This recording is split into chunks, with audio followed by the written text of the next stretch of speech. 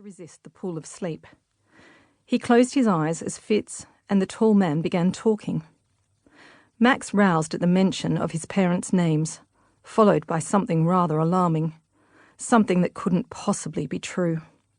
He tried hard to fight off the Sandman to hear more, but seconds later, Max too was fast asleep. Chapter 2. ILZHBAFK. Kensy scraped her hair into a ponytail and sat down at the end of the bed to put on her shoes.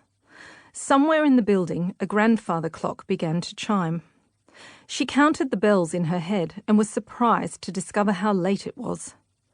She'd been up for ages and had attempted to wake Max a couple of times already, but it seemed the boy could sleep through an earthquake this morning.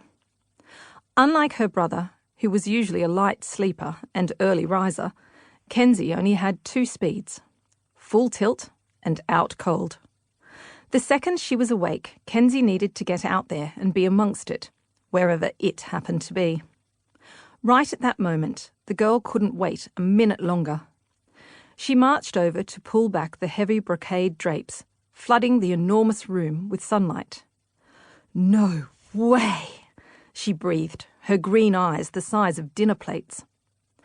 Kensy quickly unlatched the window and swung it open, drinking in the view. Directly below her was a red gravel pathway, and beyond that, a gigantic fountain surrounded by low hedges laid out in a geometrical pattern. Trees resembling oversized lollipops stood in a line along the top terrace. On another level, accessed by one of at least 3 sets of stone steps, were flower beds still in bloom. Past the garden were rolling green fields dotted with frothy white sheep, and a shimmering river meandered through it all. Over to the right, Kensy could see a high stone wall, and to the left of the main drive, a thick woodland. She thought the scene looked more like a painting than real life, and it was all just begging to be explored. "Okay, that's it." Kensy shut the window, then slid across the polished timber floorboards and leapt onto her brother's bed. "Max," she said, jumping up and down, "you have got to see this." The boy rolled away and pulled the covers over his head.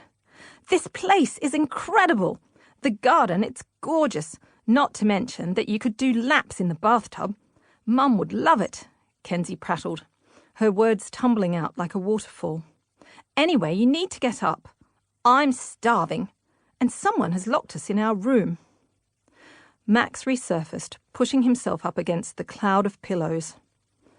"What do you mean we're locked in?" he yawned. The door was probably just stuck.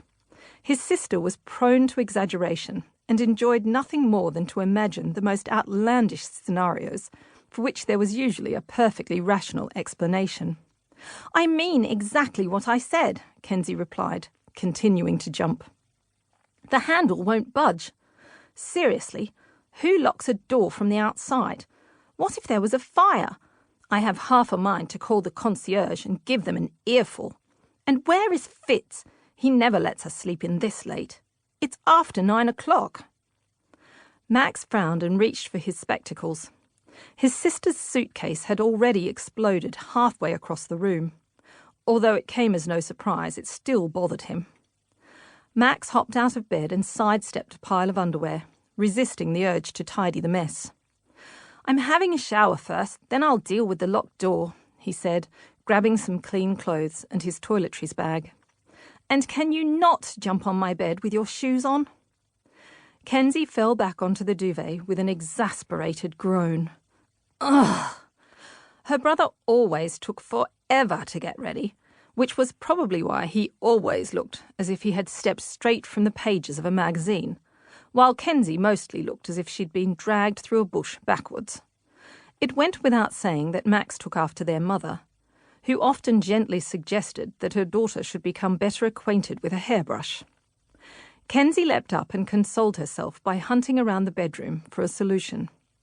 She tried the 2 mahogany tall boys first, then the bedside cabinets, the fancy inlaid dressing table, and lastly felt around every single floorboard to see if any of them were secret compartments in disguise. When she didn't find what she was looking for, she